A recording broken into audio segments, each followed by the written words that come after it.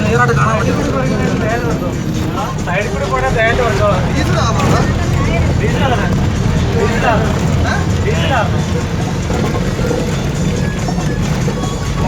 മാറുന്നു. ഡീസലാണ്. ഡീസലാണ്.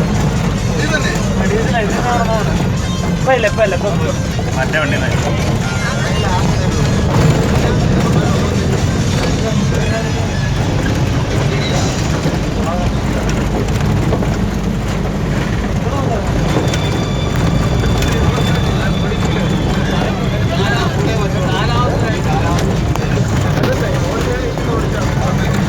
പൾസർ 150 വന്നാൽ കുഴപ്പമുണ്ടോ?